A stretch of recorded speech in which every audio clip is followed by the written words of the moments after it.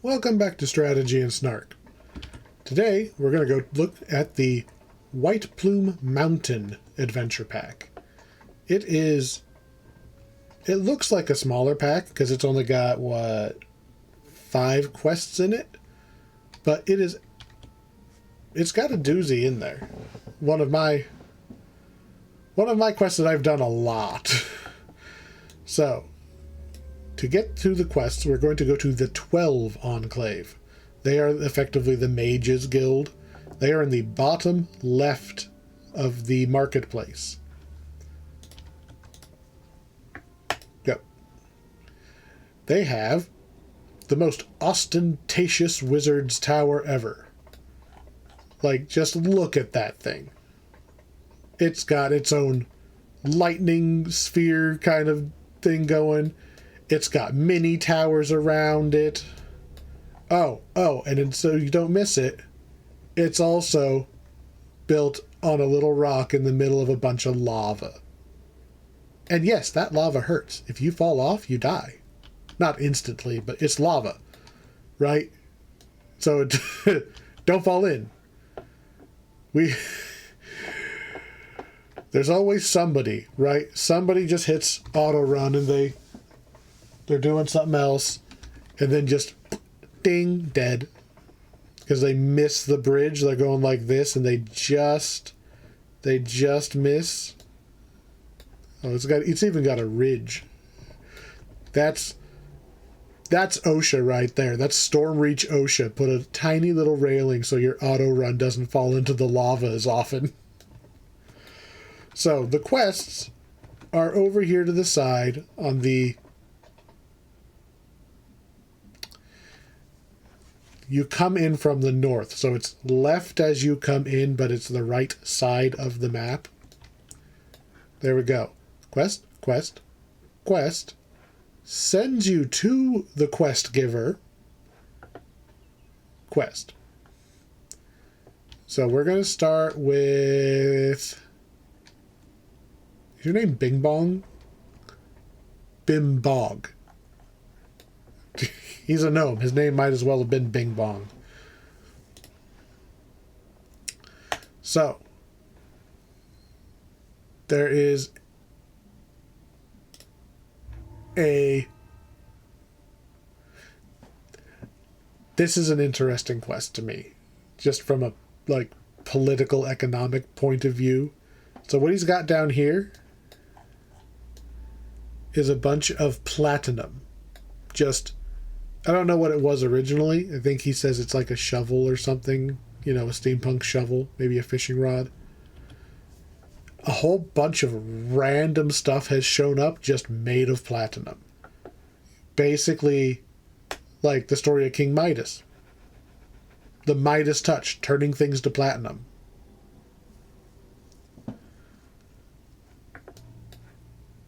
Well, it's a good thing I still have my hireling. That would have been awkward. So, the Kobold Scavenger Union says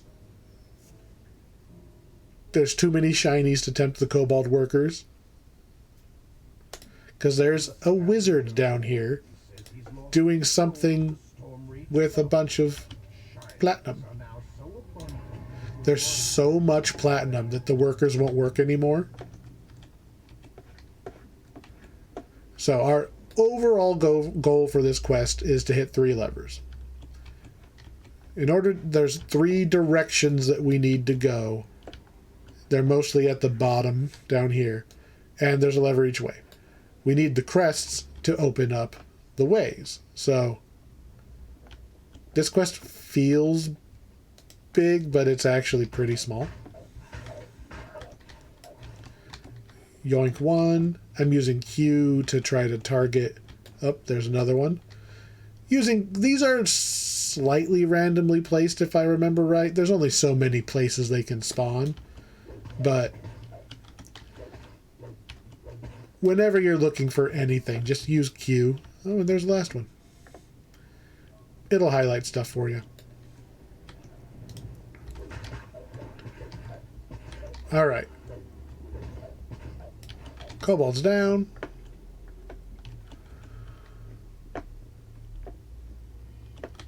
So here's path 1. The opulent officer.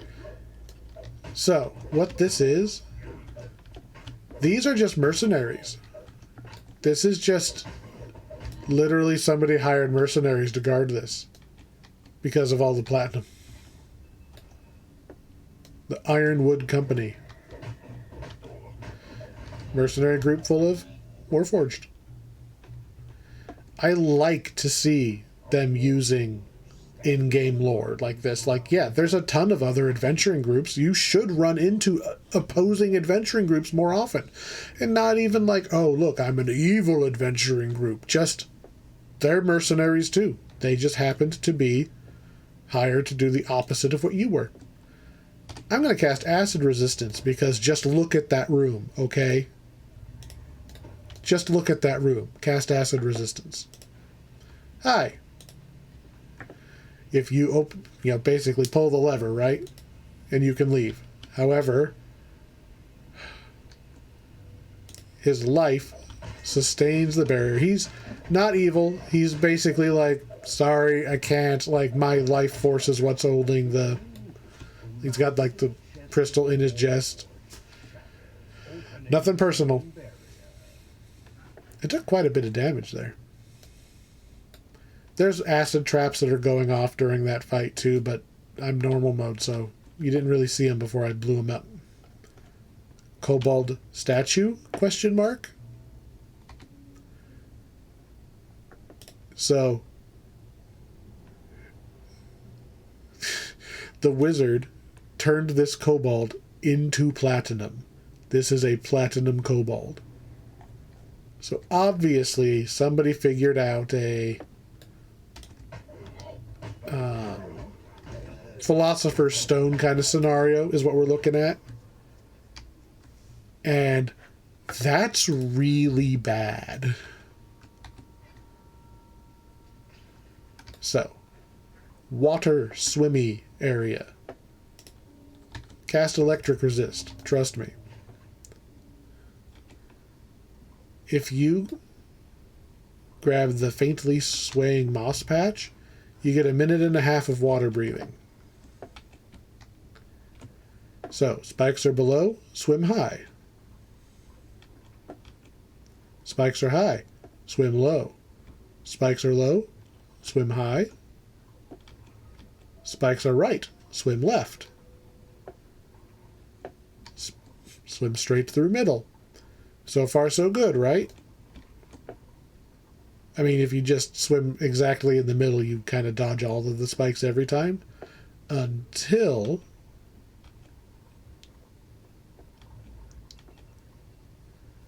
you can re-up your water breathing there. Now we've got zappies. So now you've got to time your way through, because I would not trust the hit detection.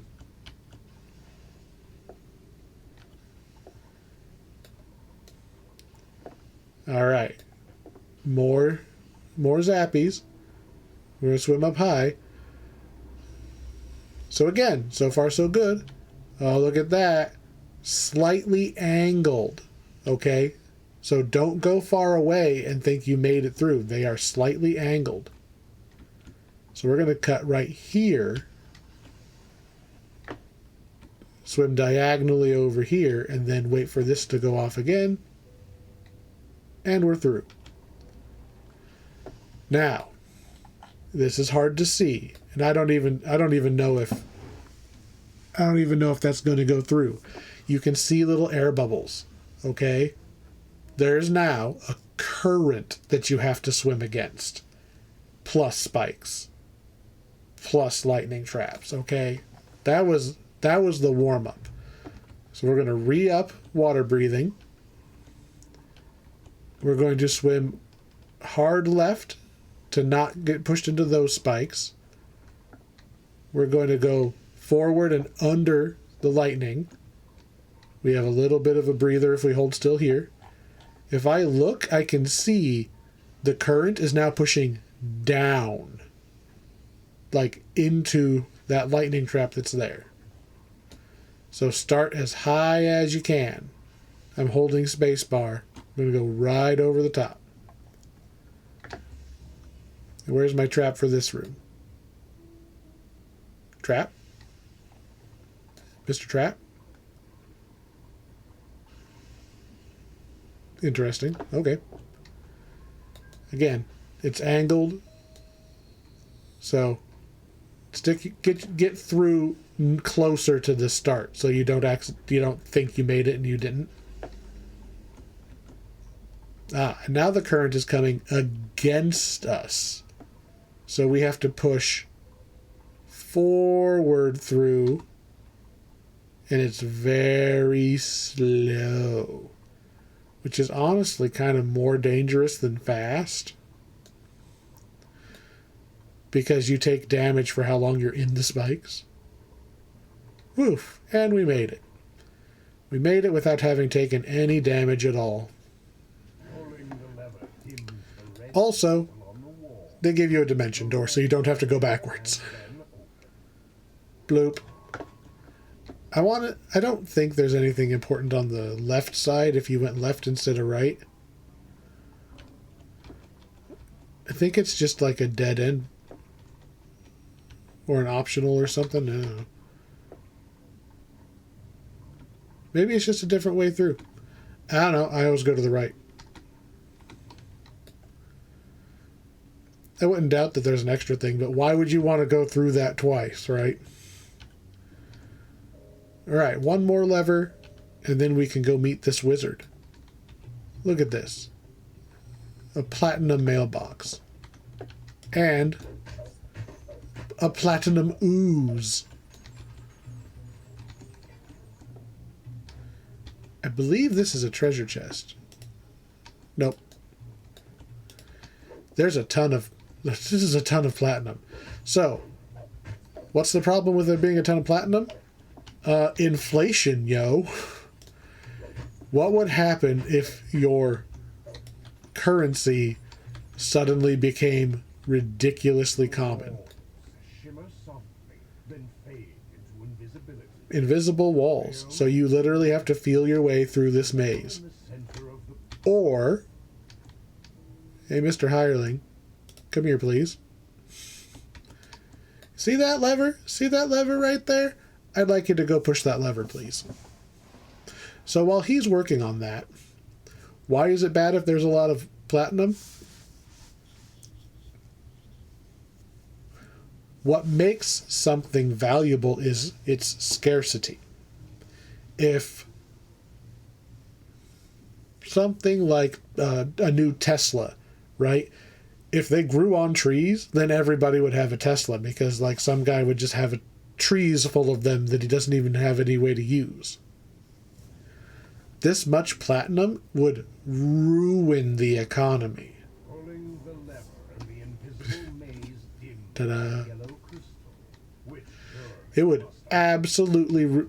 Imagine if you could literally print money. Okay, say you had a printer that could pass all the security stuff, and you could literally just print your own money. You might not ruin the world, right? Maybe you're going to do something like, oh, well, I'm just going to pay my house off and live comfortably, and then it shouldn't be a big deal. Great. But are your grandkids going to be responsible about it? Eventually somebody's going to talk, and like your great grandkid is going to tell his friend that they can print money, and then his friend will tell his friend, and eventually everyone's going to be printing money, and then money's worthless. And now you went from having infinite money to no money, because now money is worthless. This magically creating platinum it makes platinum worthless. If any wizard can just cast a spell and make platinum, platinum is worthless.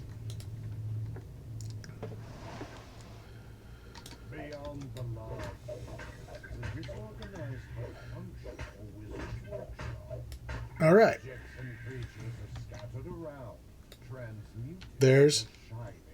Like, that wasn't even all of the challenges we're up to. I'm going to read this scroll. It's about the planar infused architecture. So the City of Towers, Sharn, is able to soar in vertical space because of a manifest zone for the plane of Sirania. Basically the plane of air. Why do the towers float? Because it's overlapping the plane of air. Platinum Predator. You go ahead and throw one platinum lion into your D&D game. That's an easy 1,000-something platinum right there. Yeah, you see how quickly your players just buy every city they walk across. Thesis about the Sovereign Host. Union between blah, blah, blah, blah, blah, blah. Blah, blah, blah.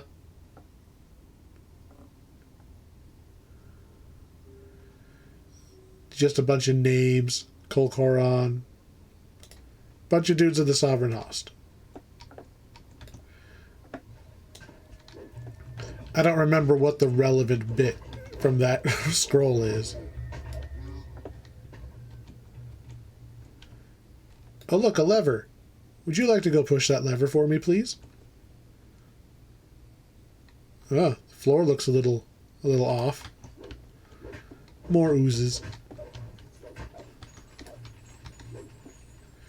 So pulling the lever gives us a door.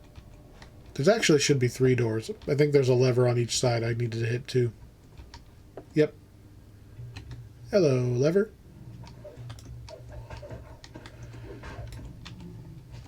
And another scroll.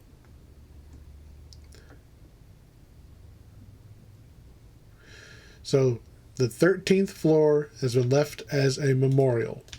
So that big, super fancy wizard's tower, 13 floors. The last floor, the top floor, is purposefully left empty. Now, why do those random scrolls matter?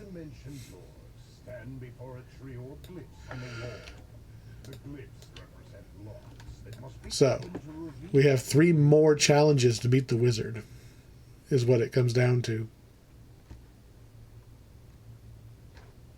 And one of them is a riddle challenge. Not a riddle, a trivia challenge. Literally a trivia challenge. So what we got here? We have to light the 4 thingies without lighting any of the red ones. So how do we do this? You work backwards. Look, this side's been disabled. We can go this way. That one's been disabled. That looks fine. Disable that one. Disable this one. Because you can turn them as much as you want when they're turned off without worrying about anything. That one was already off. Ooh, it's got to end there because that's not a 3-way one. Alright, now we just need to connect our power and that should do it. Ta-da! Just always doing backwards.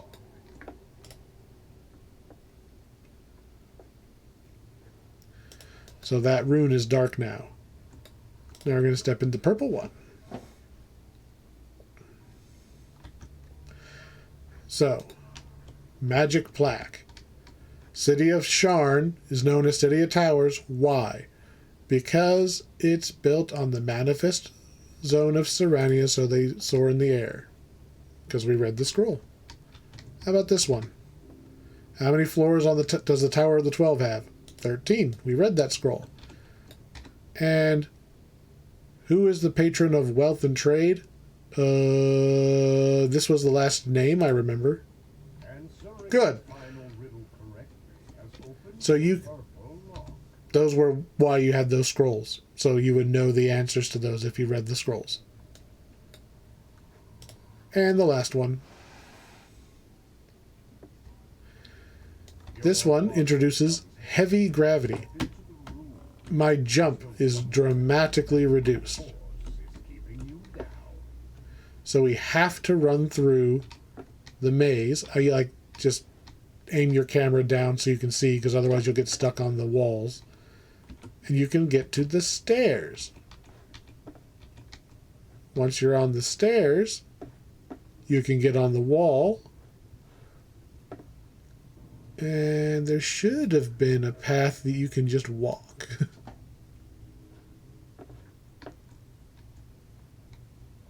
Jump. You can jump. You just jump very short distance. So what we want is that lever. And you'll notice there's no way to get to that lever without being up here and just doing that short little half jump, which is what you're allowed. The glowing sigil fades. The orange lock has been opened. And we're out. The arcane locks are now open. So now that we've got the 3 crests to open the 3 ways to get the 3 levers to get to the lab where you use the 3 dimension doors to solve 3 puzzles, now we can go and meet the wizard who's making all of this platinum. I'm going to redo my fire resistance. I don't remember what spells he casts, but it does not hurt me to just recast everything. He's obviously a wizard. We know that already. And there he is. Rar rar. I'm a hero, and heroes tread where evil resides. So, he has some guards. We're going to beat them up because they're made of platinum, and we can just put them in our pocket afterwards.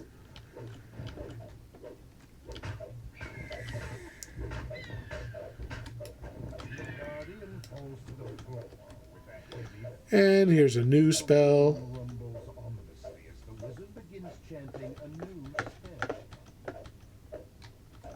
Hey, wizard. You've thwarted the transmuter's platinum plan. But the wizard now wants to destroy the entire city. There must be a way. So apparently he was going to literally nuke the city, I guess. Turn the whole thing to platinum. Apparently you have to talk to him before he'll trigger the next wave of that fight. And by fight, I mean you break the thingies and the spell rebounds on himself. And now, you're the shiniest wizard.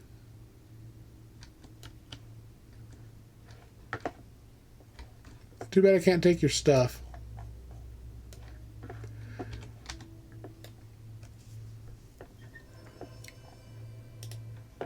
Okay, bye. Have fun being down here by yourself forever. There's no way he'd be down there by himself. First of all, the first thing the coin lords are going to do is go scoop up all of that platinum. I mean, the 12. The 12 is going to destroy all of that illegal platinum. On a completely unrelated note, check out the 12's new tower that they're going to build.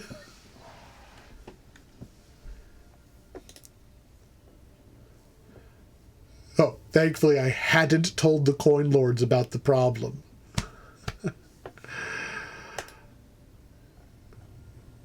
But, you know, we don't get to keep any of the platinum. So, that quest amuses me. So, let's see. There is a man right here. He is supposed to be giving a TED Talk. Like, literally, he's supposed to be giving a TED Talk. And a rival of his has jumped into his mind to scramble all of his thoughts so he can't give his TED Talk. So we're gonna jump into his mind and beat the other guy up. Because that's how you solve that. So there's those 3 people that I was just looking at. There's him standing out there. We were standing right. We're literally in... I don't know how we're looking at a stage from not his point of view, right? We should be looking from over there, not looking at him. It's not how eyes work. But still. So, you know that idea of like the mind palace?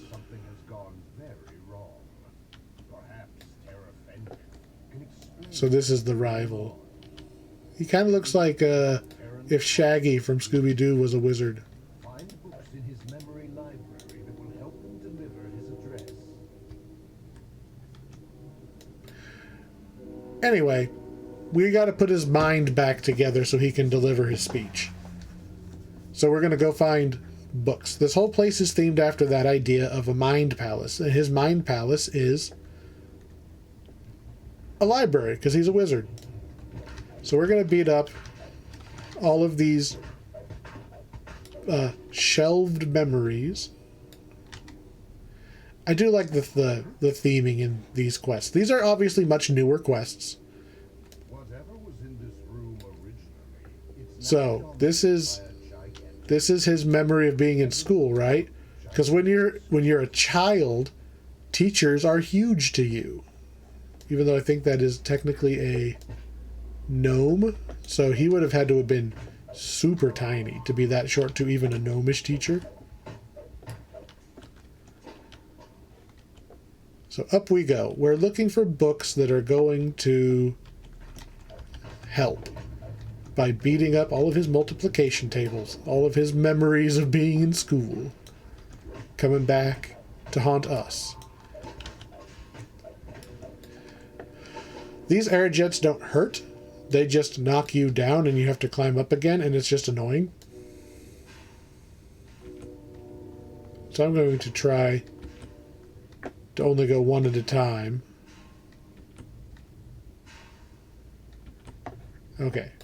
Just to stop me from having to run up over and over again. What's this? A harmful thought attacked us. I stabbed it. Too bad that's not how, like, depression would work, right? If you could just literally send a dragon paladin into your mind to smack all your harmful thoughts. Man, therapy would be very different. That'd be pretty badass if, like, instead of looking for, like, a therapist, you just look for, like, the coolest paladin. So, with what's going on below. we found a math book, You found a book that can and we found a joke book. You found one of the books for the speech. So we found his childhood. He was apparently a bit of a naughty boy and wanted to go read his joke book and not do his math homework. He still ended up being a big bad wizard, so did not specialize in enchantment or abjuration, obviously. Enough of these harmful thoughts. I'm gonna trip this bookshelf. Yeah, I didn't think it was gonna work, but it'd be funny if it did. Several figures hustle around this lofty reading room. Students or researchers, perhaps. Let's see. What does this one represent? I think this is his college days. Because I feel like... Yeah. This is his college days.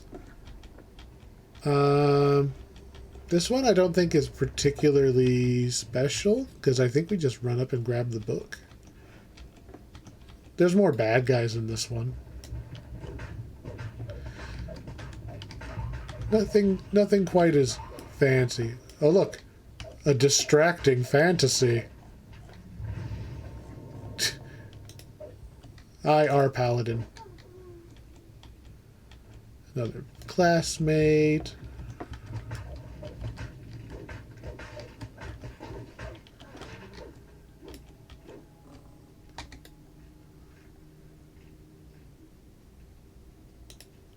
You found one of the books for the speech. Interesting.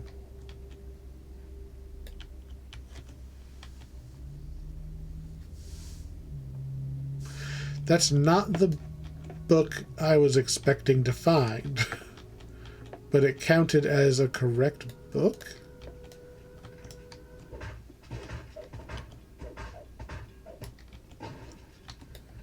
Hey, look, an inventory. You found a book. So if you listen to the narrator, he'll say, "You found a book," or "You found a book."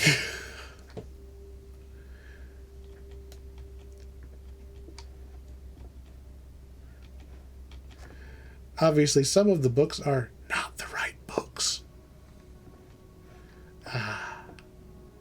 The actual Mind Palace library part. Right here, there's... Yeah, there we go. There's an ambush of dudes will spawn behind you as you go through the door to the next room. Sneaky. Did I not summon my hireling? Oops. How much time do I got left on him? Yeah, plenty. So, you have to use the magnifying glass in every section to find the book you want. The sections are written on the floor. So this is section 1. This is section 6. The library is not set up very helpfully. But it does have a bunch of hidden doors. You have to open the other side too.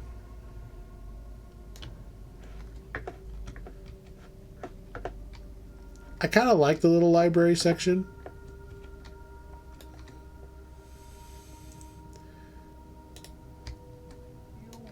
So we found his journal.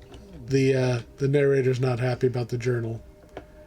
There's a lot of ways to get through this section. You don't need to be able to find secret doors. You just wander a little bit. There... I heard something. There are some manticores piercinged out, right? Because they have spikes. There's an optional fight down here. It is his familiar, little sleepy pseudo dragon.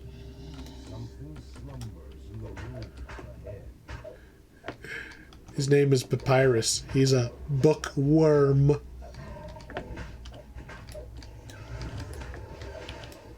Anyway,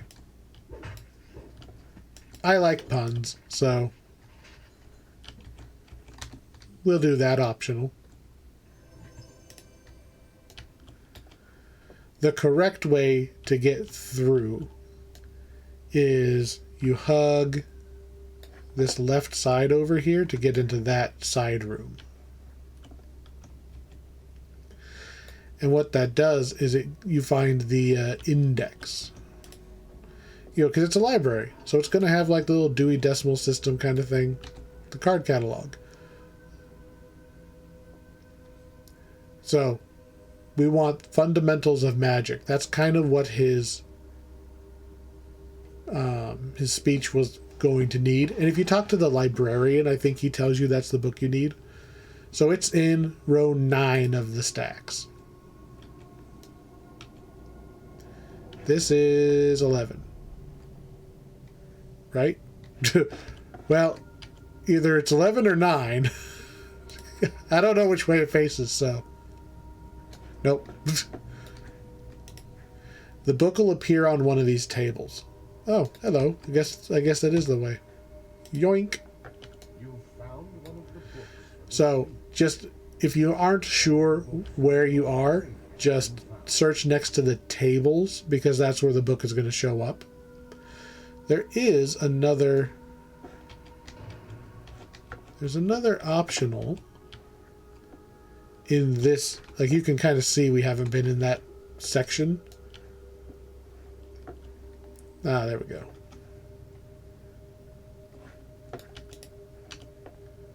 Open.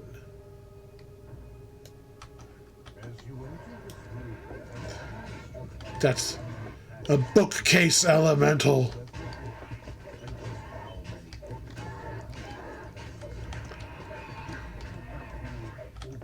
And some uncontrollable urges.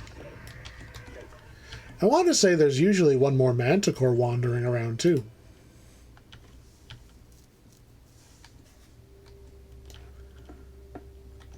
There it is.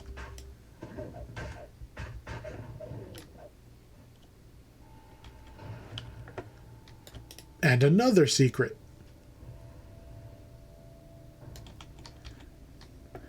Locked chest. Yep. Locked chest with some bear traps in front of it. I don't have the ability to pick locks, but there. I believe that is all of the secrets in that little library section. It's pretty dense on stuff to do. There's a lot of secrets in that section. All right. One wing left. This is kind of the hardest one. It's not hard, but it's definitely a little more involved.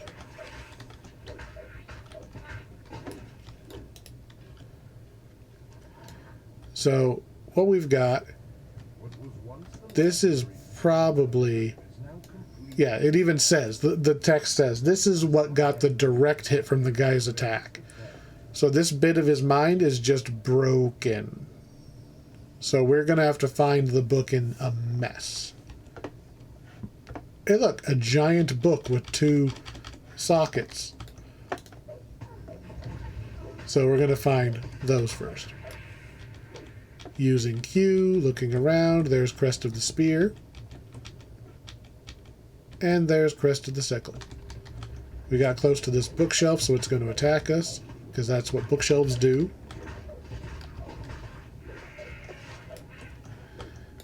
I like the funny enemies in this quest. It's not like you're walking in a dungeon and a bookshelf attacks you. Like, it makes sense thematically. So you put the things in and you ride the book. And the book is going to take you up to this other ledge. Get a leg up on the chair, get up on the shelf, get up on this little stool, you can get up on this platform. Take out the bad guys. Obviously, if you have a ranged weapon, take them out from further away. Look, a cookbook. That's not what we're here for. You know what? If you're just going to keep casting at me, I will come over here and hit you. You indeed were distracting. So, line up your character and walk up the beam. Turn. Walk across this beam. You could jump on there, but I have feather fall, so I'm going to aim for the lower one. There we go. You can pull this lever, and what it does is it drops this ladder behind you, so other people don't have to do the jumping bit. If one person has to get here and pull the lever, the rest of them can just climb the ladder. Gonna get on top of here. Where's the thing I want? Oh, we have to go over there. Yep.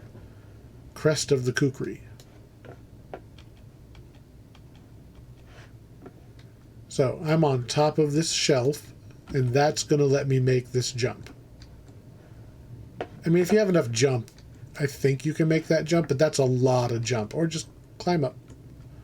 Yeah. So we're going to ride this other book is what we're aiming for. And just like the first book, we need that. The crest is right there. So line yourself up, cross the rafter, pick up, turn around. I am not pushing jump. I'm just walking. So you don't have to try to like land your jump on it. And the book will take us right up there, and that's where we want to be. Floaty float, float on the book. There's another lever right here. Does the same thing as before. It drops the ladder. So if you either fall down on accident or somebody couldn't make it, now they can just ladder their way up to help you with this little fight. It's not a big fight, but there we go. Central thesis. That sounds like it might be important. So now we go back to the entrance.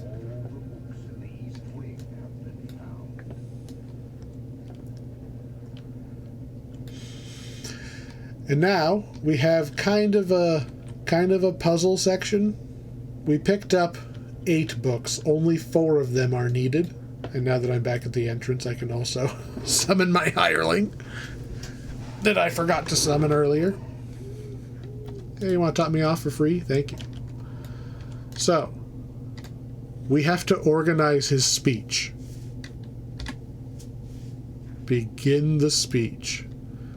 What book do you want to put up there? You can put the wrong books up. You can put them in the wrong order. We're going to start with 1001 Jokes for Silly Sorcerers and Wacky Wizards. So that's his icebreaker. And now, his angry, maybe a former apprentice, he's a rival, shows up, tries to kill us so we can't help anymore.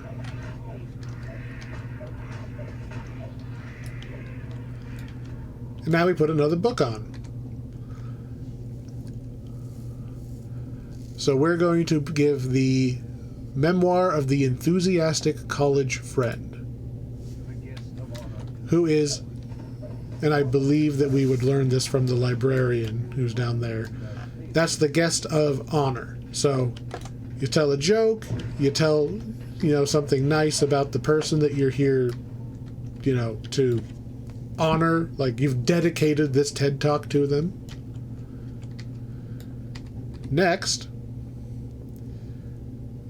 we're going to give the fundamentals of magic, because he's laying the groundwork, which is going to make the TED Talk meaningful. This is the part where they say, okay, well, to understand the fifth dimension, you need to understand 3 and 4 together, blah, blah, blah. And then you drop the bomb. Then you give them the central thesis. And we kill this guy.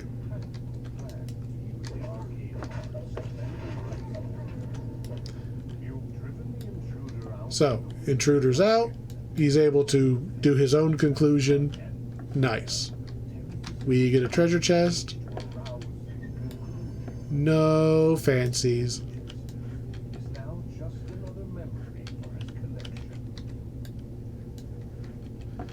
I kind of thought you got like an extra bonus for doing it right and not putting all of like the cookbook and everything on there. Guess not. I want to say that if you put the wrong book up there, it just doesn't count as progress. You still have to fight a wave of enemies, but then you have to pick another book. That quest can drop some pretty neat hats. Like literally like headgear, just hats. Would have been nice to get one. Well, I don't know. I don't think I'm ever taking off Crown of Butterflies. Alright. Boom. 2 down. Those were 2 interesting quests to me. So, what was your deal? Oh, she lost an artifact. We'll go get it. That's a very adventurer kind of thing to do. I dropped a thing. I'll go get it. I dropped a thing and kobolds took it. I'll go get it and murder all of them. So her servant has been acting strange, and the servant stole one of the items. So we start in her wizard tower. We are no longer in her wizard tower. Kind of like Sorrow Dusk. That is something I like, when you have a little staging area that's not necessarily just the beginning.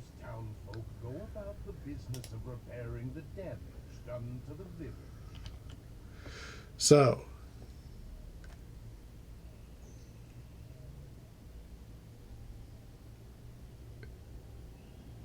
I think this guy's a little crazy.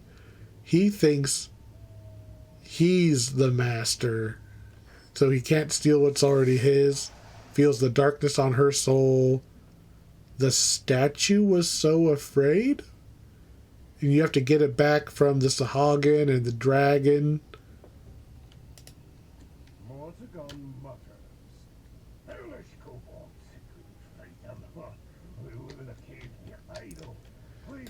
Yeah, I don't know what his deal is. He's a little...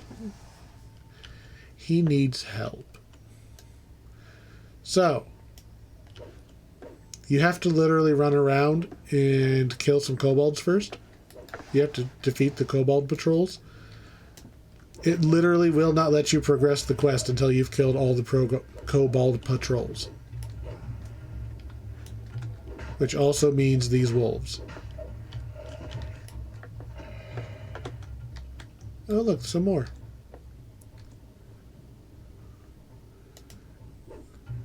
I mean, they're actively, like, marching around saying they're going to take the town. So, yeah. Perfectly fine to take these guys out. They are not nice kobolds. Alright, give me some more patrols. It's not a huge area to look around. I mean, there's town right here. Just trying to make sure that I've got all of them. I think one spawns over here, but nobody home over there.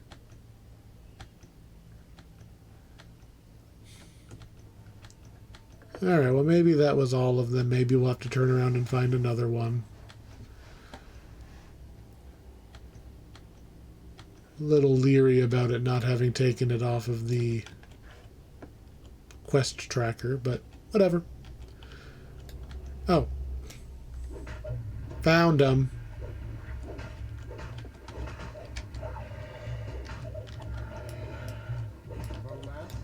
There we go. Now that they are officially gone, we can actually make our way.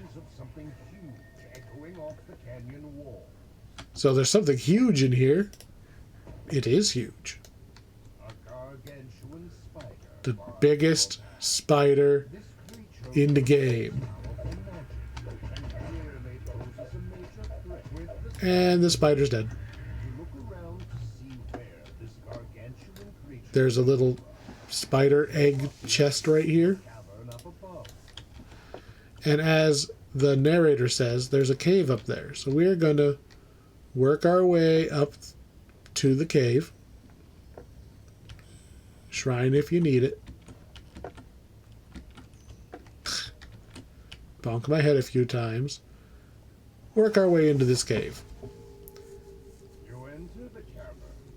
These gigantic tunnels extend further into the rock than you originally thought. Look at that. Causing the creatures in the water to grow to That is a big kobold.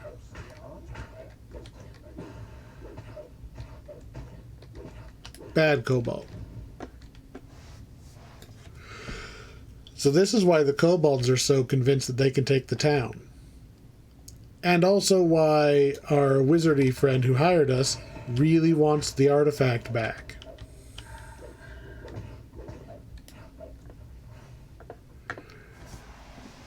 Whatever that artifact is, it's making the kobolds grow.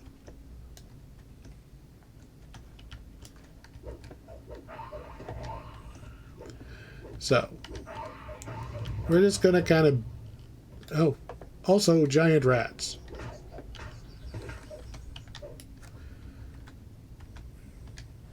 Beat our way through the dungeon for a little while. Now, this part's a little bit silly. Giant door? I don't think the artifact made the door giant. Methinks it doesn't do that. Although, remember, the giants were in charge of this entire continent for a long time. So if there is a door in a cave, it's probably part of an ancient, giantish ruin.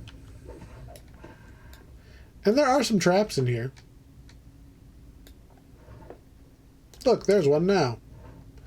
Hello, trap that is clearly, like, on the wrong... Like, here, I'll even trigger it again. You can just walk around it. It doesn't reach the whole way. That one didn't even go off until I was underneath it.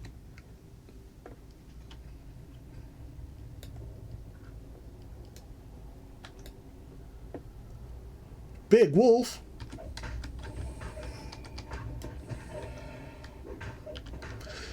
The big ones do have more HP. Not a ton more HP, but more.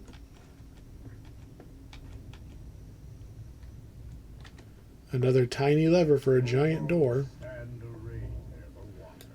Alright, you wait here.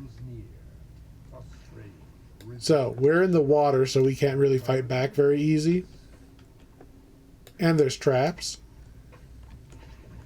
Traps coming from lots of ways. So you got kobolds throwing stuff at you. You've got dart traps all around.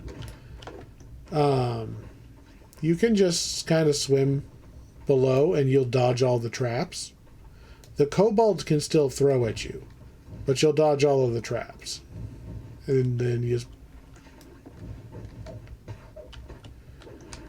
you will need to push the lever to open the door.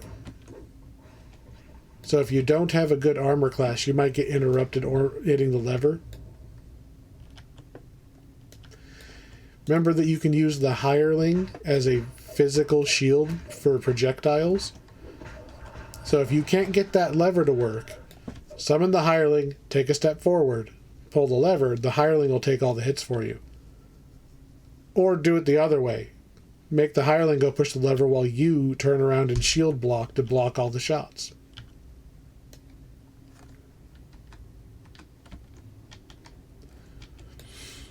Then you don't have to worry about having to kill every single kobold in the room. Alright, enough of you rats.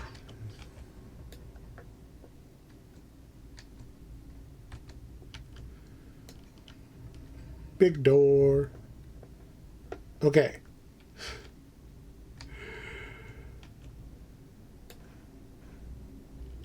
Indiana Jones time. Giant boulder. They run you over. They're kind of mean about it.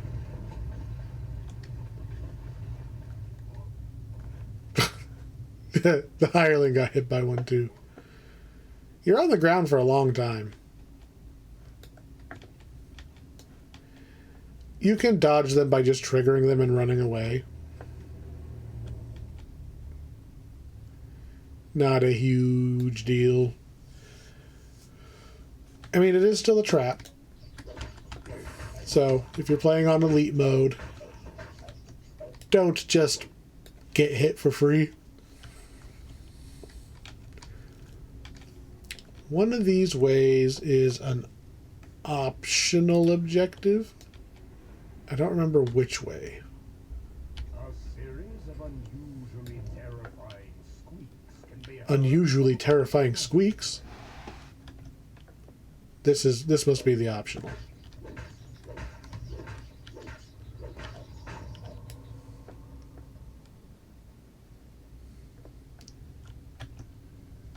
Yep. The Ratcher. We'll take him out, and we'll take out his rodents of unusual size. squeaking a curse in your general direction. And now we'll go the other way. Take a drink while we auto-run.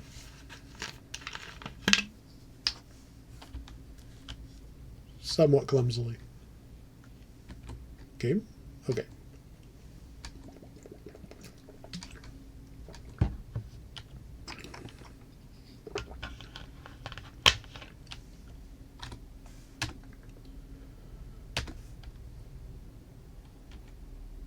I went to look at the map, and I look back, and there's a door. That door did not load there. I could totally see that, and then I went map, look back, and there was a door. You can sense magic radiating from the chamber ahead. So, here is the artifact, the icon of magnitude, and there is a big old kobold. Big old kobold shaman. He tries to use the thing on us, hoping that it was going to shrink us, because the thing that made everything grow every time he used it would totally just shrink things on command. So they run the fuck away, Because they're like, oh shit, that paladin's huge. Boom! Under the artifact I don't got time for no doors. that were gigantic moments ago. So this reminds me a lot of that Mario 64 level. I don't remember its name, but like you go in one way and you're tiny, you go in the other way and you're huge. Oh, Tiny Huge Island. That's what it's called. So now the giant things just look normal to us, and everything that wasn't giant is hilariously small. So here's those boulders again. Not as threatening anymore. You see the hit range on those things? I'm over here, the boulder was over here, and I got knocked down.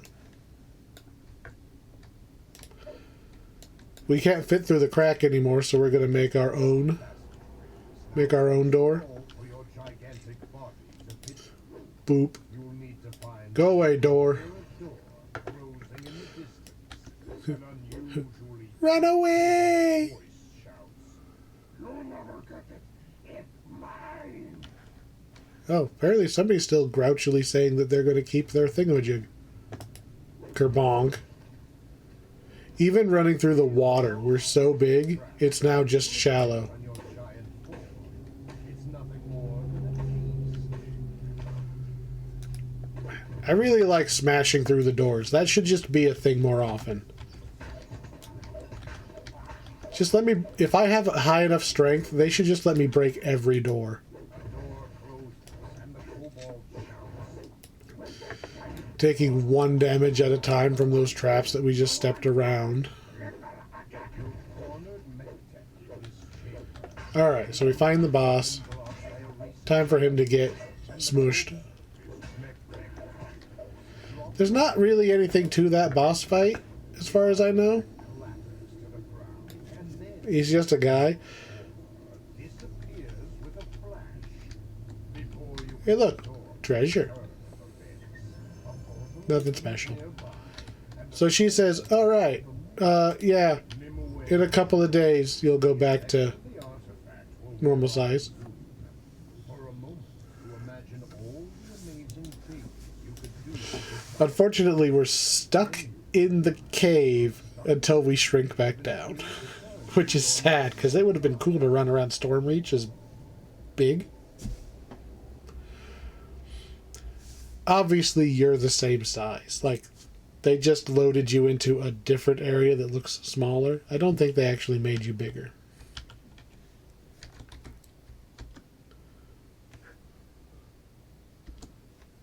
So, yoink. So, Doris.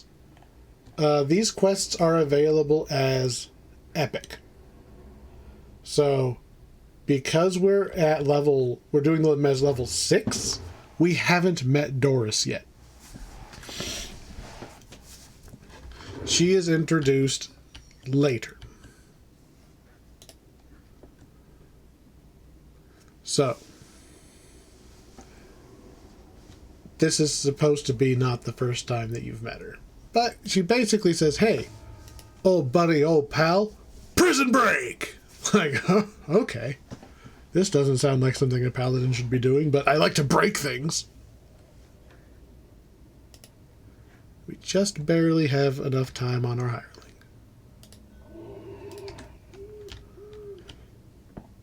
Alright. There's the prison. Yeah. Pretty cool. I'm even going to just take a quick screenshot. So.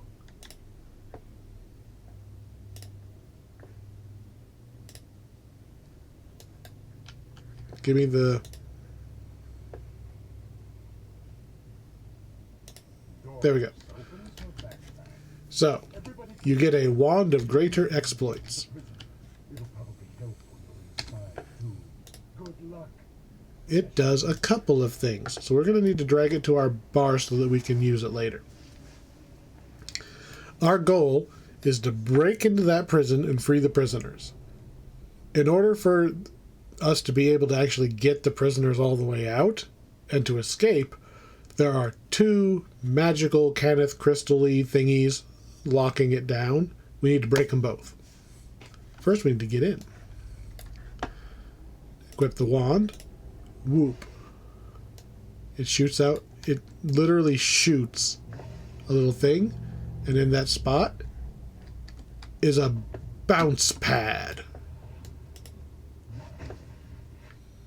So we are going to, first of all, if you have a hireling, okay, tell the hireling to hold still, because the hireling will break your bounce pad as it teleports to you and falls through it. So going up, make a new bounce pad, and now when we fall down onto it, we bounce up again, and we're basically going to do this over and over again. Bounce.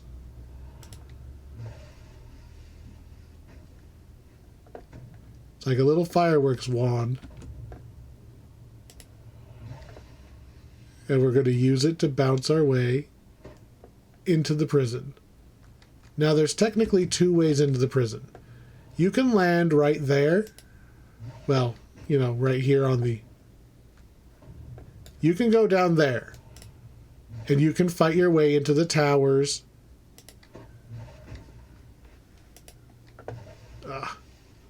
My momentum is hurting me. You can go and pull the levers to open the door. There's 4 guard towers. Go each way. My momentum is getting me again.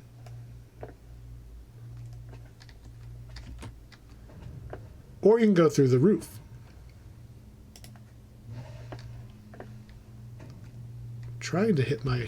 There we go. So can I just make it from here? Yeah. Swords out.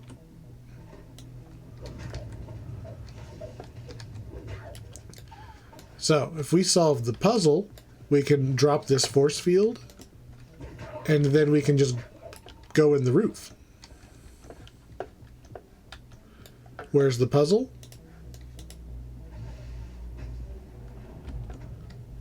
Up here.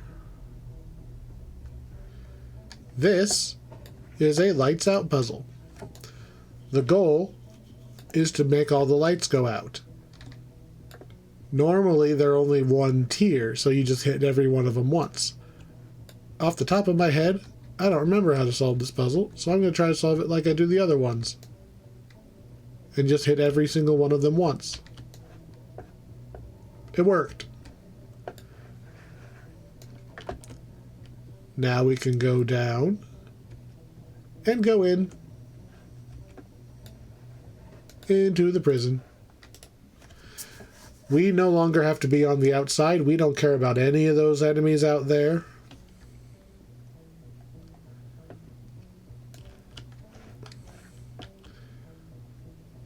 So we are currently Mission Impossible mode. We are looking for 2 things. 1, the prisoners. 2, now that we're on the inside, get the crate out of my way.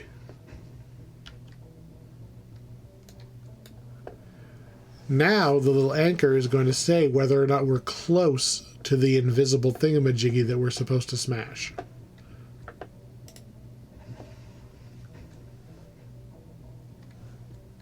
So we're nowhere close to it right now.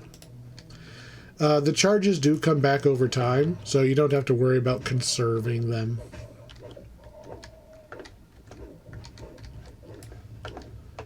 Let's see. What's this way?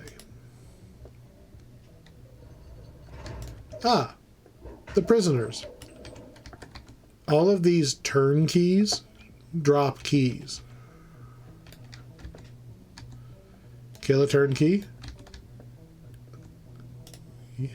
And we can release all the prisoners. I need more turnkeys, please.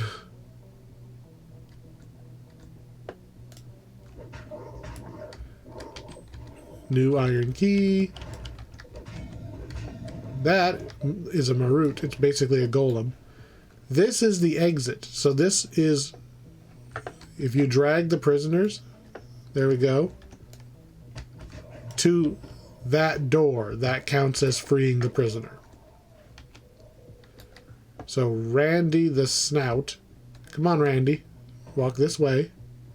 There you go, prisoner freed. You get them to the front door, they run out. Never mind, we didn't actually open the front door.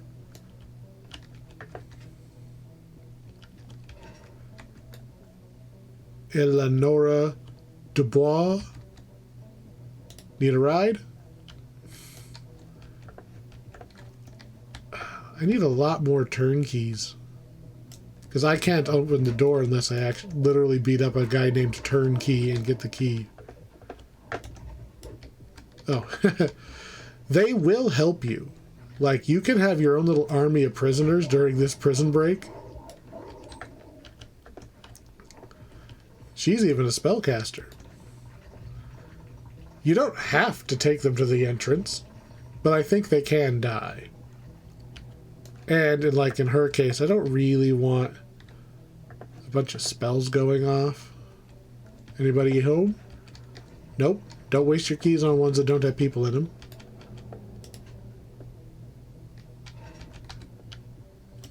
There we go.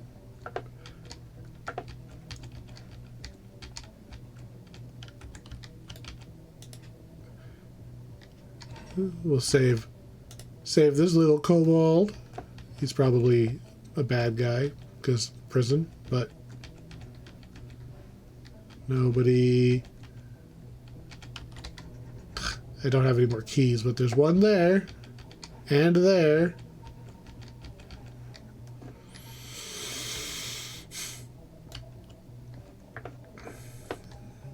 We will deliver the ones we have. So bloop, bloop, bloop. Okay.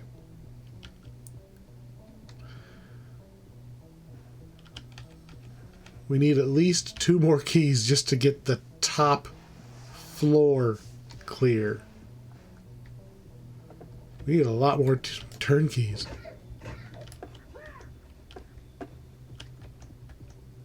There's not nearly enough turnkeys. Why are they not spawning?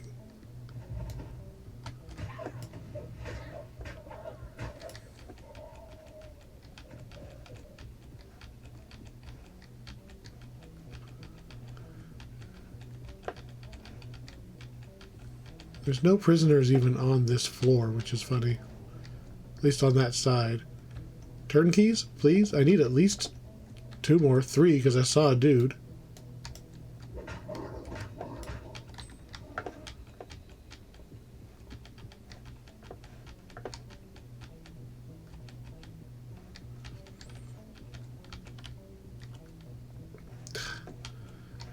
There's somebody in particular I want to free. So there is a guy down here. But I only have enough keys for 1 more. Which is sad. I want to save everybody, but there's not enough ogres. Anyway, if we open this door.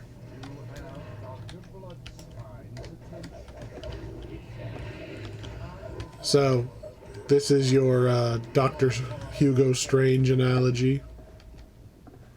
There is a trap in this room. So I'm going to make the hireling go pull the lever. Spikes.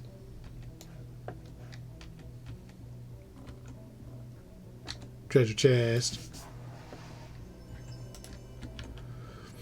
So let's go ahead and use the wand to see if we're any closer to finding the thingamajig.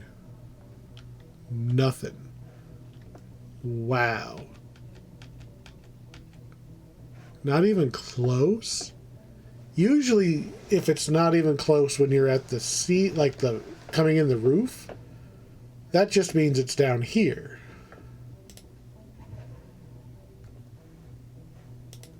Thingy, please. Still too far. Hopefully that just means it's lower and it's not in a different spot in the attic. You see that particularly shiny guy right there? That's the Platinum Wizard from the first quest we did. We're not going to release him. We are the ones who put him in there. This is another one of those people that it's not the first time you've met them. It's actually the third time you've met them. I think she probably got picked up for trespassing or something. She's not a bad person. She has a tendency to ignore no trespassing signs. But she's not evil. So I wanted to save her. Although whether she survives or not is yet to be seen. So when you flip that lever, big glowy dots, right? Oh, now there's another couple. Great. Well, we'll free more prisoners if we end up... Really? They fell through the floor? Well, some of those prisoners are destined for nothing, I guess.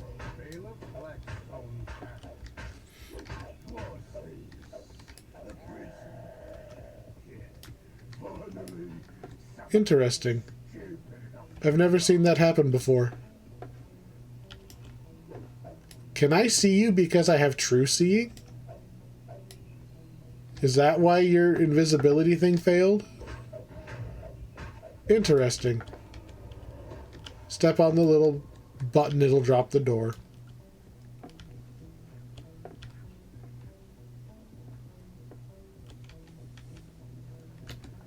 And now we have reached, what do you want to call it? This is where they put all of the big criminals. Not large, but like, I know there's a term for it. High security. So to open these doors, you need to hit the button way up on top. So just as an example, we're going to go bloop, make ourselves a jumpy button, and now we can go up and hit the open button. And then wait for the jump to wear off. And now we're in. There's nothing in this one. One of these is going to be where our VIP is. There he is. Boink.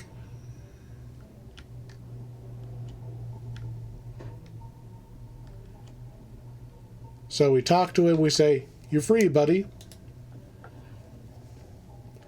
So all the prisoners in maximum security are under geas by the prison warden, which makes so much sense. It's magic prison, right? They've just enchanted the prisoners. They're not allowed to try to escape.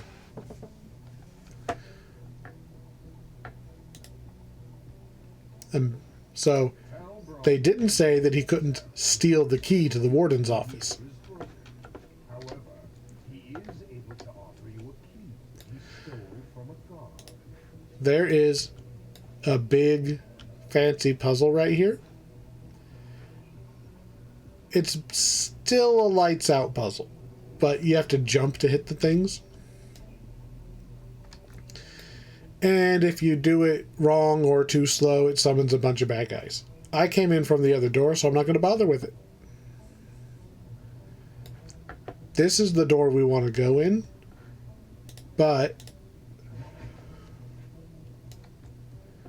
we still don't have... We have to destroy 2 dimensional anchors. One of them is with the warden. Like, it's always with the warden.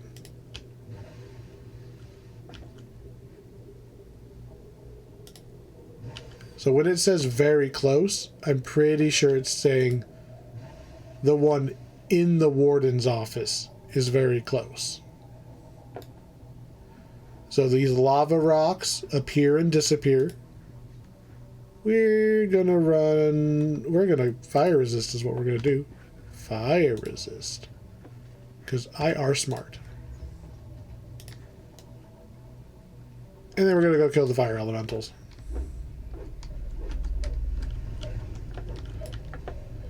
So, we want to hit all 3 of these things. 2 of them you can just High five.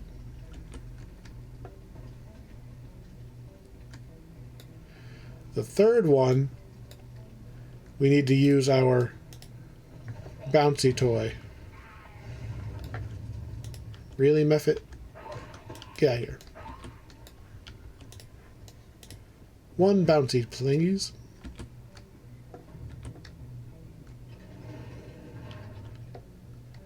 And now I just want to feather fall back in without launching myself on the bouncy thing again. Alright, well, we can at least take out the warden, but then we gotta go look for the other thing. So the warden is a giant fire salamander. There's a bunch of lava in the room. The warden notes your presence. We're gonna fight him up here, not in the lava.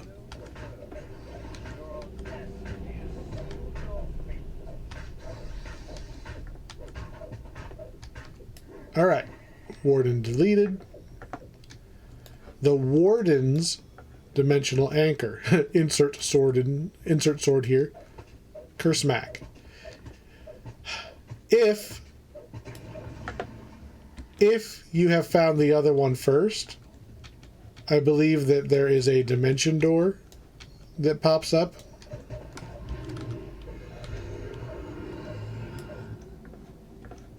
I do not remember a bunch of shadows attacking me.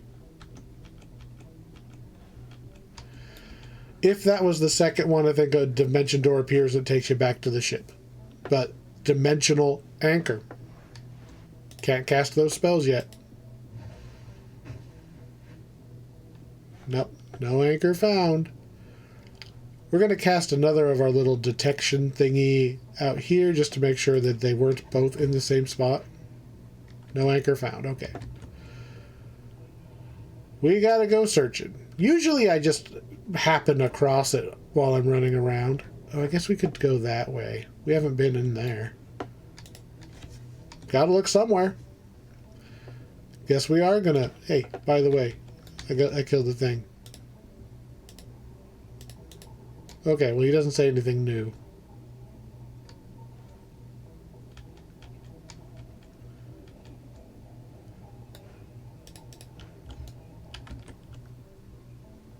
So,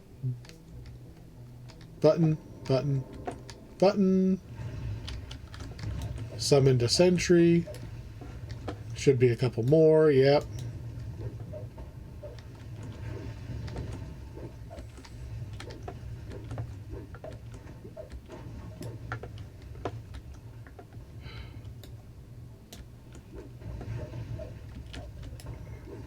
Let's see if I even have enough jump to get on this middle ledge. There we go. Touch. I did not mean to touch that middle one again. Now we're going to, just like the one on the roof, just touch all of them once. Touch the... Really? Really?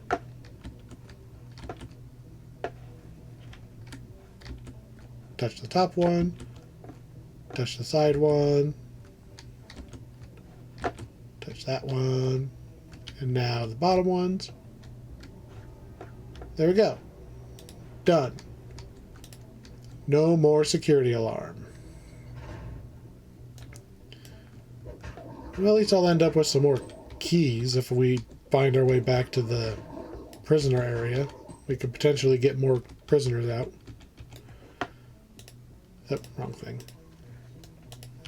Is it over there? Nope.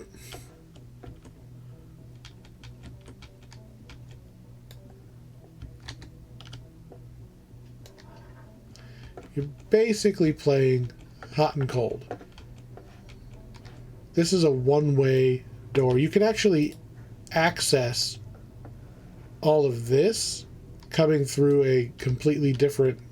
Oh, you do the puzzle. It takes all these doors down. Convenient.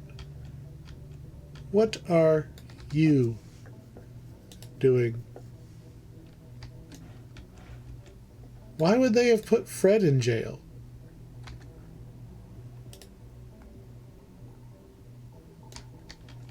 I'm glad I'm kicking this prison down. Fred does not deserve to be in jail. Nobody here. Any other neat little prisoners in here? There are some cells down here. So if you don't find Talbrin up top, he can be in one of these lower ones.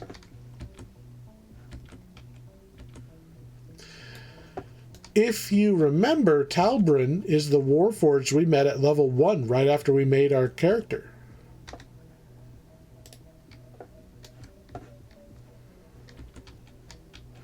He is one of those guys who is distracting that white dragon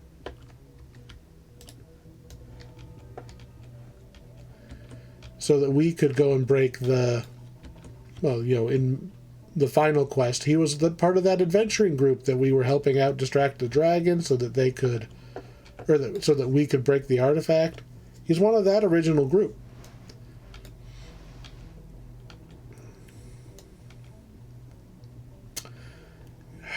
Guess we're gonna have to go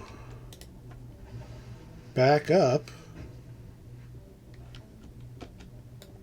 We have some more keys now. We could save another couple prisoners.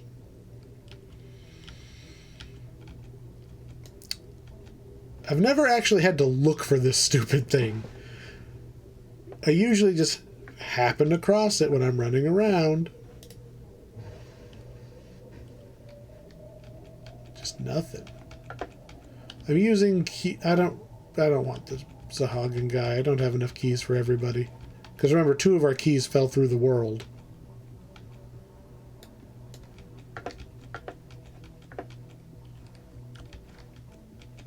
Who do we got? Hello? Hello? Anybody home? Oh, there's somebody. Hilda Bronze Fist. Okay. Oh, here's somebody. Fire Knight. Yeah, sure. Oh, are you a vampire? You are a... Are you a vampire or a tiefling? Tiefling. Oh. Sorry, Mr. Feather, whatever. I don't have any more keys. There's a lot of prisoners. Most of them are just for this quest. But like there's some of them that are Easter eggs to other quests. We got to run around this whole freaking place. Well, we let 2 more prisoners free, so we're gonna get credit for it.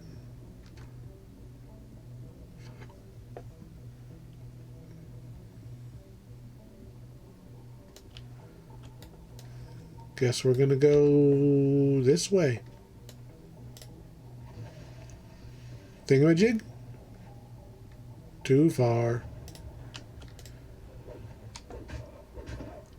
Just going to randomly explore until we find it.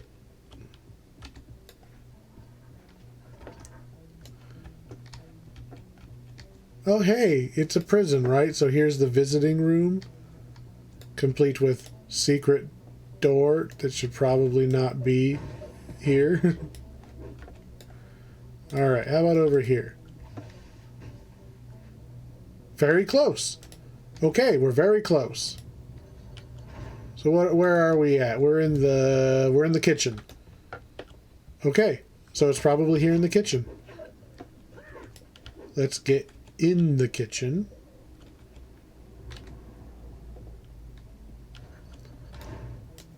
Take out the sous chef.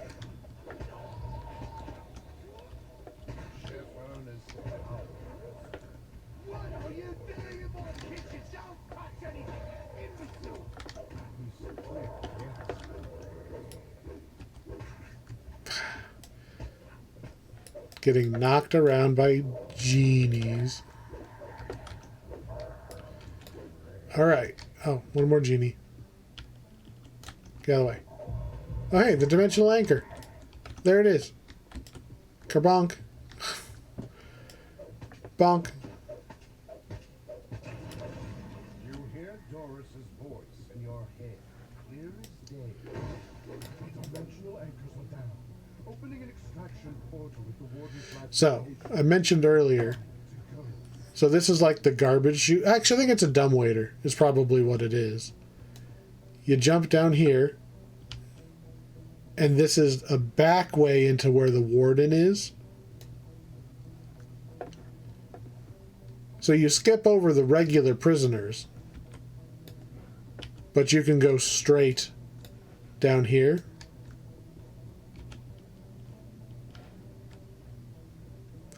Do I have to re-talk to you in order for you to go? No, these guys will go automatically now that I've talked to them. So like I said, there's a dimension door down where we killed the boss. It is technically in the lava, but you just have to touch it. I did not have to push a button other than just moving my character in physical contact with it. And we're back on the ship. Ta-da! And here's all of our prisoners. Dr. Doris. Uh-oh.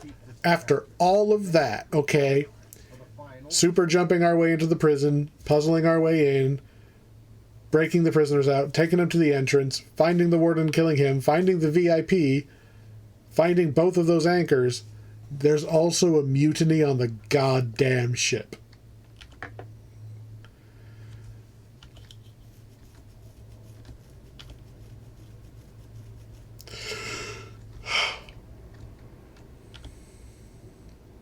So you've got two options. One, according to the captain, Rosie is the troublemaker. She's rallied sailors and all prisoners to his cause. Perhaps you can convince some of them otherwise before all hell breaks loose.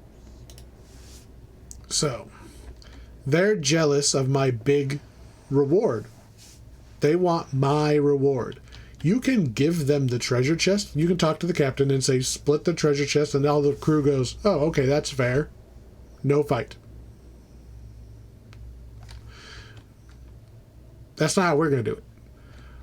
What you can do is you can go and talk to each of the prisoners that you freed, and you can try to use one of your skills to sway them to your side. So, the first mate, Rosie, is the big problem. So, Fred, easy diplomacy check. I rolled a 20 on that one. So it'll tell you whether they're easy or hard. If you fail too many of them, the fight just starts. So we have Fred on our side. So when the fight starts, Fred is going to be an ally. So if we click on you, that's just a bluff. Diplomacy. We don't actually have any of these skills. We only have use magic device.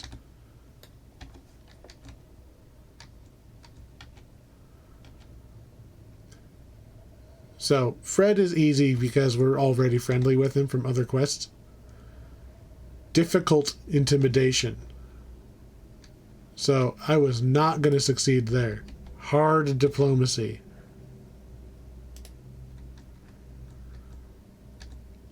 So we're going to try some of... How about you? Diplomacy success. Diplomacy success. Bluff. Fail.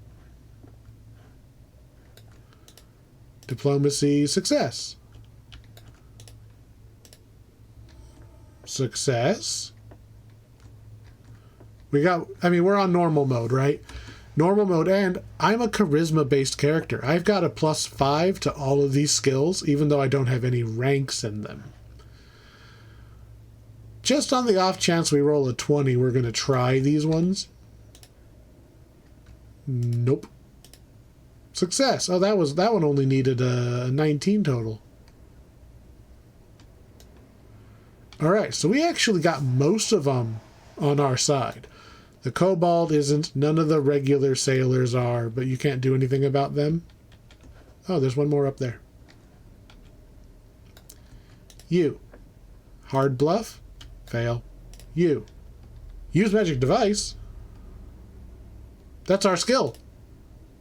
Bam. That's our one skill. We got a plus 14 on that one. All right. I think that's... So they go and say trusted ally if you've succeeded. I did not actually mean to do that, as I accidentally eject myself off of the ship. All right, so we're going to buff up real quick and then talk to Rosie and start this thing.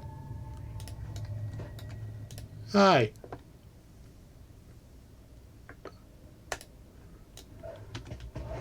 And she's down. We have to kill the prisoners that are against us, which is not very many.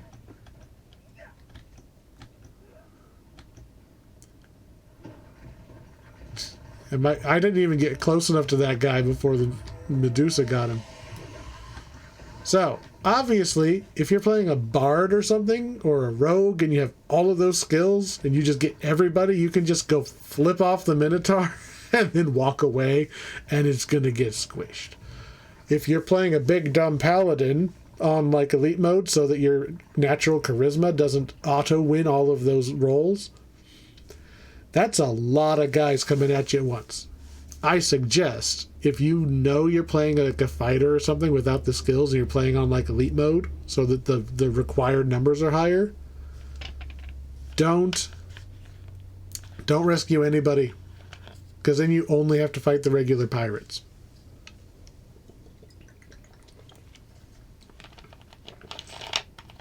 I mean, obviously you have to rescue Talbrun, but he doesn't even participate in the fight.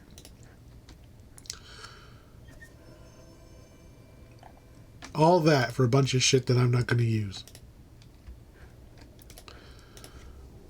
We out. I gotta go buy a new hireling. So, gotta go do that. And then we do the last quest here. Why are we doing the last quest? Because I don't like splitting packs up if I can help it. So, of note, when we talk to the last quest giver, he's not the quest giver. He sends us to the quest giver. We're going to ride the lightning. It's way back over here in the Gatekeeper's Grove. This is the portal to the actual White Plume Mountain, the thing that this entire pack is named after. This is the main quest.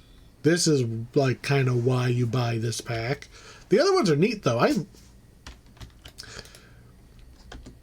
Especially compared to some of the other stuff we've been doing. All right, I need to go buy a hireling. So, be right back. Okay. Now we have a hireling. White Plume Mountain is level 9. The other quests are all level 6. So, little weird. I don't know why they didn't just make them all the same level. Maybe to make this one look more special.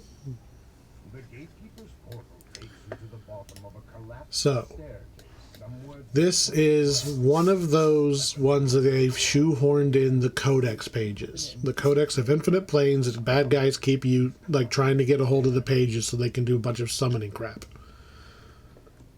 So, we need to find the page. Oh look, a dead adventurer. He's got a letter. And it's got a lot of clues. Those are clues as to what you're going to end up facing in this dungeon. This, that's the codex page. It's literally right there. We need the trident, sword, and hammer crests. This is a sphinx. A sword, a hammer, It is a riddle. a regal creature waits for you in the water. Answer the riddle right, let you through. Sadness and I've never got it wrong, so greetings, challenge. it probably just attacks you and you have to kill it. Administer your first test. Please approach.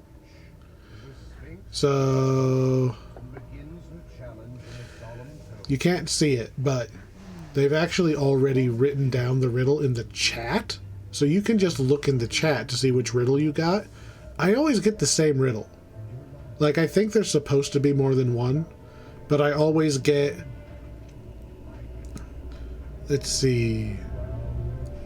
There he goes. Round she is, yet flat as a board, altar of the lupine lords. Jewel on black velvet, pearl in the sea, unchanged but ever-changing eternally. Well, you only have to figure out one of those pieces. Altar of the lupine lords, it's talking about, like, werewolves. It's the moon. So, 3 paths, 3 crests, three different challenges. I'm going to start by going to the right.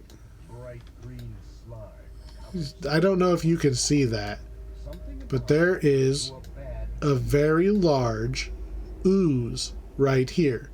Not the kind that you can attack, although I want to say if you throw a fireball, I think you do kill it. It stings the soles of your feet. You look down to see the green slime coating your boots.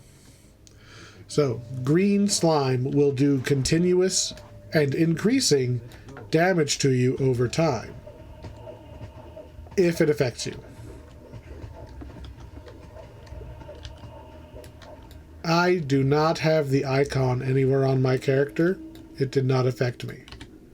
He got green slimed. So you have to hit him with a cure disease spell, or he's going to keep taking damage. Fortunately, IR Paladin. Slap! I slapped the disease out of him.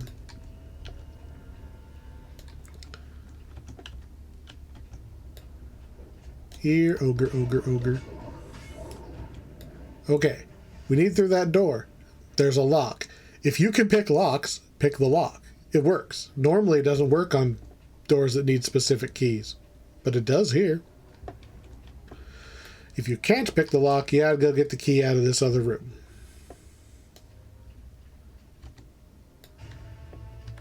Oh no. An ooze.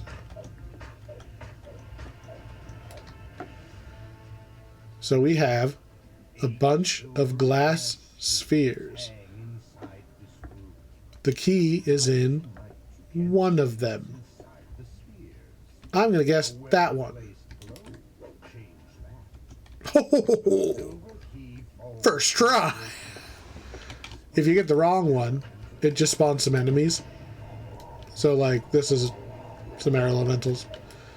All of the other ones are enemies if you get it wrong. And eventually you'll get it right and you'll get the key. I'm not going to beat up all the enemies. I just wanted to show you what happened.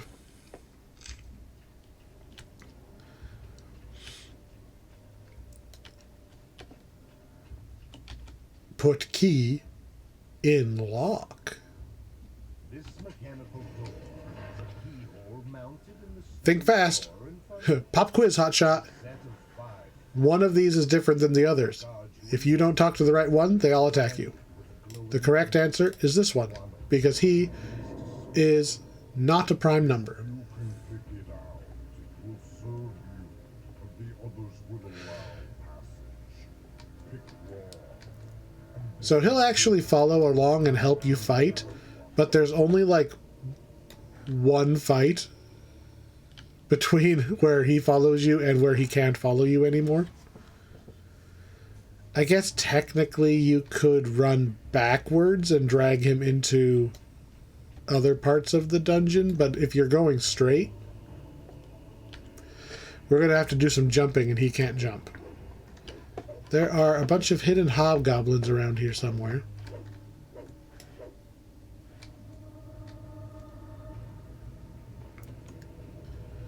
They'll probably spawn behind me as I get up here. Hobgoblins. Maybe it's an epic thing. All of these quests are also epic, so. Potion of jumping. I wonder what they could want you to do. Badoink. We're going to jump from dinner plate to dinner plate. Not when the boiling shit is up. So don't get too jump happy, or you might end up swimming in the boiling muck. That ain't water. That's ouchie, and it'll kill you pretty quick.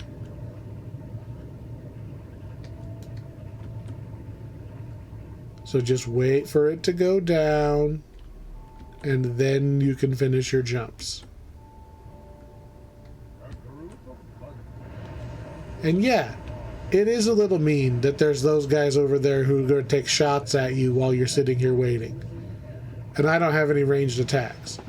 Fortunately, I seem to have stopped just outside of their detection radius. Because normal mode. There we go.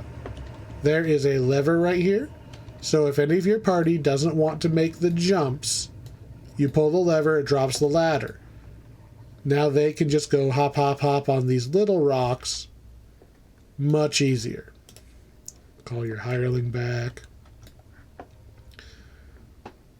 That wasn't even the last challenge.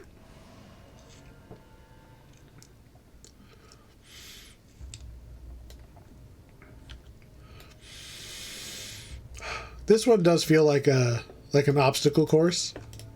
Like, here's like 50 things. Can you get through all of them? I really like the variety in this quest.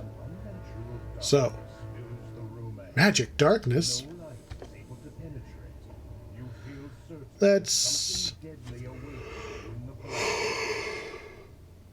I think...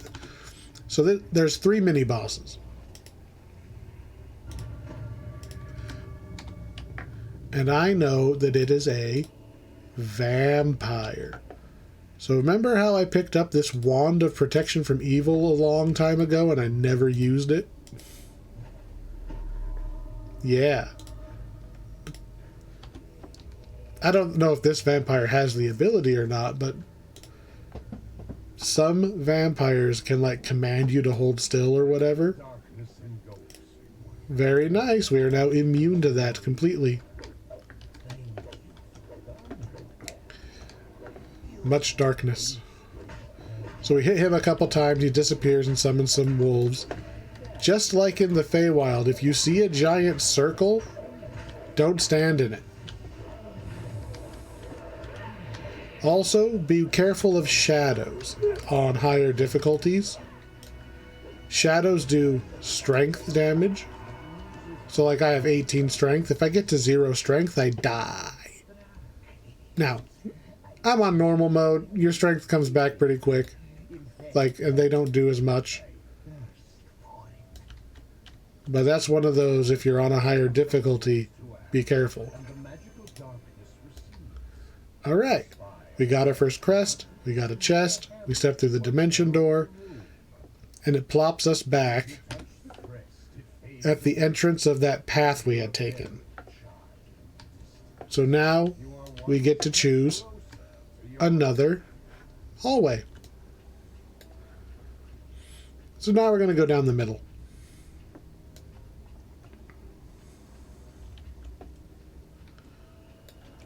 Middle. I want to say there's some stealthed bad guys. Bad guys? Oh, those. Those Kelpies are surprisingly dangerous if you let them get their spells off. See, Call of the Kelpie. And they're standing on water, which I can't really fight in water. I can try jumping. You gotta drag them out of the water. Come on. Come on, get him. You're almost dead. Fine. I will use my dart. Oh, now you get out of the water. Bonk. Okay. I don't like being entangled. I don't like the little damage over time things they do to me. Pull them around the corner if you're playing on more than normal mode. Lots and lots of water. It's not slowing me down as much as it was in the harbor, at least. And now we're just going to kind of clobber whatever we find. Which is easy for us because we hit like 2 or 3 guys at a time every time we swing. That's the way you're supposed to go. Look at that. This strange Look at that. to the touch and smells of oil. A running jump at the start might be required to get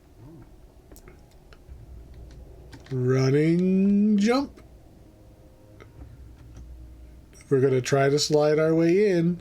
And Burkett there, he's going to be a meanie head. And he sets the thing on fire while we're trying to slide up to him. Of course, I'm a red dragonborn, so I'm not really afraid of fire. Werewolf.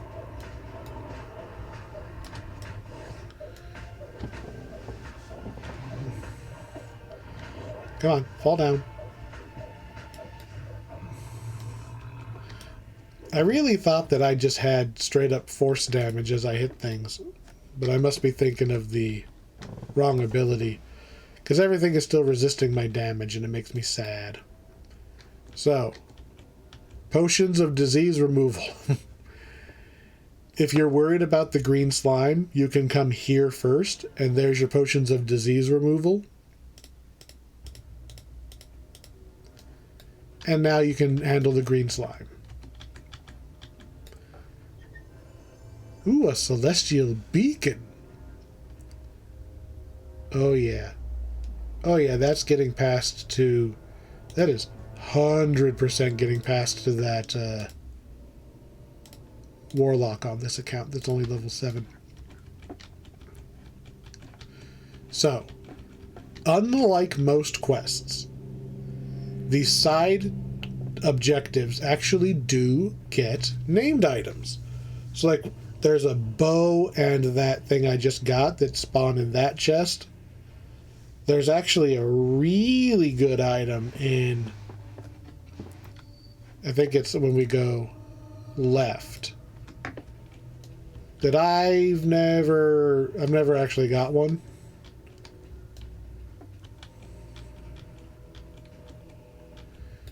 We'll give it a try. Open door. Open door. Doing some Alice in Wonderland shit here with the smaller doors. This looks safe. And we fall.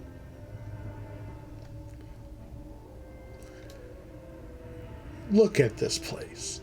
Underwater, like under an ocean. Air bubbly thing.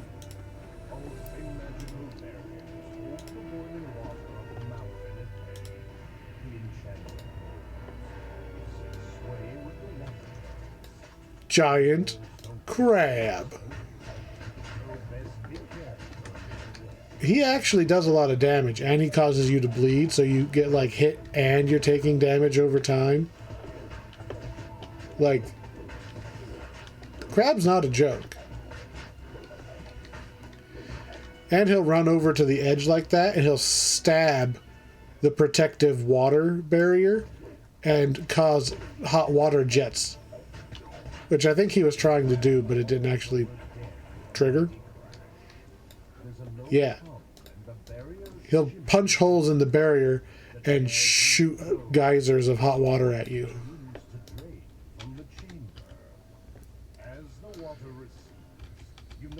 I don't think you get named items from the actual treasure chests on the way. So like the crab, the vampire, the third mini-boss.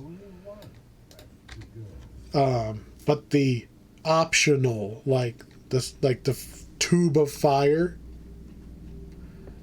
There's a swimming bit that I think is on this side that has a good item in it, and they're only in the side objectives. They're not in the end chest, which is also unusual, but very welcome, and I wish they did it more.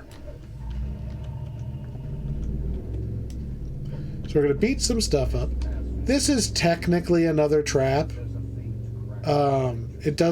It's basically a giant heat metal. So you take fire damage while you're walking across it, but it's only like that far. And I've never had it actually do enough damage to matter. Even on Elite. I don't know if I'm like missing something about that one. If you take all the metal off, like if you take all your metal you're wearing off, you won't take any damage because it's heating the metal. Maybe just because it's fire damage, like, and I always have fire resistance, that maybe that's why I never notice. Still, I think that's the point of that puzzle is, or that trap is, if you take off your metal, you won't take damage. Maybe it's because I usually farm this on a monk and he's not wearing any metal. Maybe that's why. Ugh. Okay, listen up. This involves ice physics, basically. So as soon as I step on here, I'm going to start sliding, and if I can successfully slide across all these little curves to the other side, we move on. If I fall, there are 3 levers that I have to go back through all these spinning blade traps and spikes in order to hit the levers, and those will drop the ladder so I can climb out. I'm going to attempt. It's not a great start.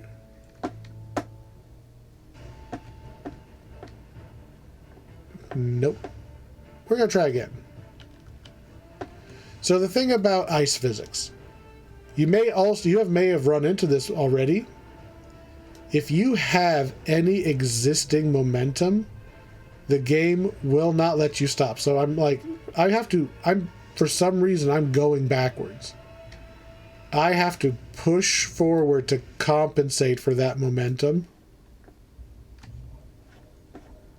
So we're going to try just giving a jump, land straight. I have 0 momentum.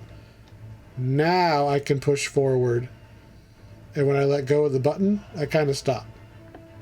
So, now that I have a bit more control than I did before, I'm just going to hold forward and use my mouse to change my direction a bit more fluidly.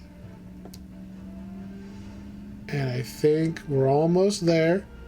It gets a little narrower at the end. Damn it. My mouse hit the end of my table. I couldn't turn it any further. Get out of here, shadows. I would have made it, but I physically couldn't have moved my mouse any further over.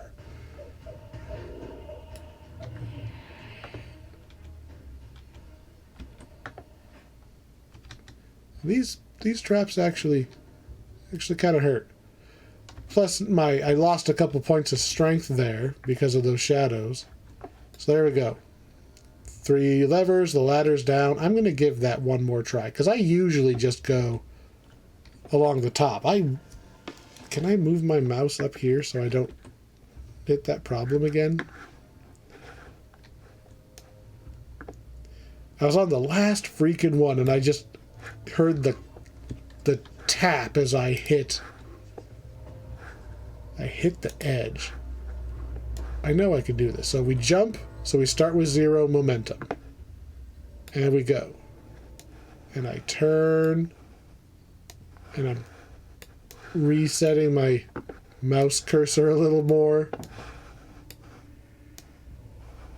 Turn. Turn. Turn.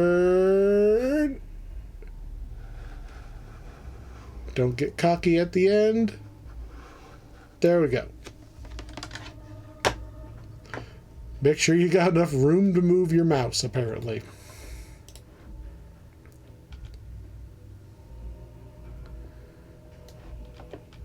So the danger there is really the shadows. If you fall down, hold still, kill the shadows. You don't want to be... Well, pick one. If you fall down at the beginning, just run for the ladder. And if the shadows spawn, shoot them from up high. So they're not there if you fall down again. Alright, we have an optional. If we walk through that door, we just fight the next mini-boss. If we go this way, we can flush ourselves down the toilet. Boing. So, there's a whole bunch of blade traps. Oh, it sucked me in there way faster than I was expecting. So, A, you're trying not to drown. B, you're trying not to get sucked into the fans. So, if you take a bunch of damage and you are afraid of dying, keep in mind that, for one thing, you can drink potions while you're underwater. So I can go like that, drink my potion. Also, there is air. But most importantly, you get ambushed as soon as you get out. So be prepared that you have a fight as soon as you land. There is a current, so you can't exactly stay and tread water.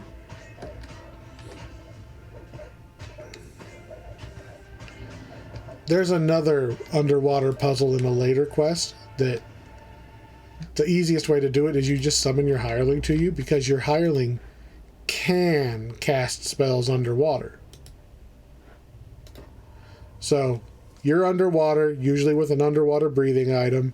You're like, oh, I took some damage from the traps and spikes. Summon your hireling, have them heal you, because they can cast. You can't. They can. Cool item? Nope. It's an item that lets you cast Death Ward, which is a very valuable thing to have. Ooh, a lever. Death Ward prevents things like, oh, I don't know, the strength damage from the shadows earlier, instant death spells, energy drains, negative levels, all that good stuff blocked by Death Ward. We're a paladin, we can eventually just cast Death Ward ourselves, but if you are anything other than a cleric-y type, it's very nice to just have an item in your inventory you can just whip out, go, boop, I have Death Ward, and put back in your pocket. Very handy.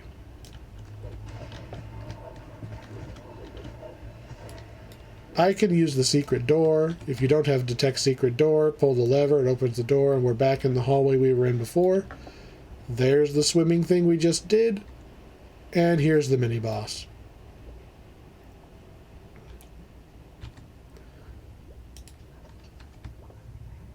Oh, I forgot a section.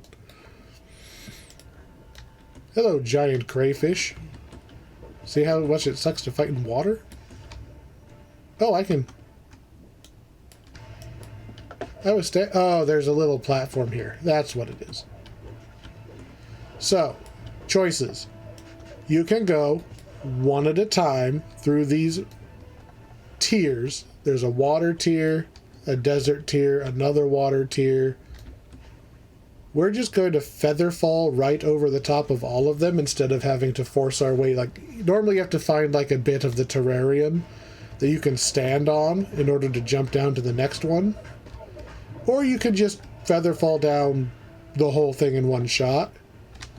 The downside is that when you pull this lever, it flushes the aquarium, and you have to fight all the enemies you skipped. Do not do this if you are a gnome or a halfling. Look how deep this water is. You will be swimming and unable to fight back. things you might not, things that don't usually matter. If you're a gnome or a halfling, you're swimming right there. To your surprise, a mouth carved into the stone wall announced Unusual ways to die. Slightly too much water. guests approach. So, this guy, bit sus. Oh look, treasure, also a bit sus. There's this nice tavern right here. So, turns out he is actually an ogre mage. They cast a lot of cold spells. So make sure you cast cold resistance before you fight him. When you kill him, or get close to killing him, he will actually split into a bunch of copies of himself. And then I think I accidentally killed the real one with my backswing, so... There you go. Oh, nope. There's the real one. Ogre mages like to do this disappear, come back later thing. There we go. Now, when the chest spawns, now he's dead. That chest? That chest, you ask? Time to return to the treasury and claim your reward. It's a mimic.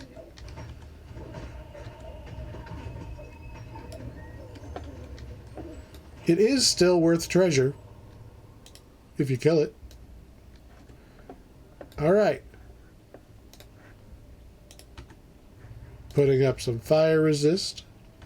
And we're going to go finish this quest. We've done all 3 paths. We've done the 2 optionals that have named loot that I am aware of. I don't think the right side path has an optional, but I could be wrong. Doesn't have one that I'm aware of. Through the stone passage. Not faint. So, the guy who is in charge in the mountain says, hey, you can't leave. Just couldn't think of letting. So he's going to throw his Ifrits in front of us. They specialize in fire damage, so cast fire resistance.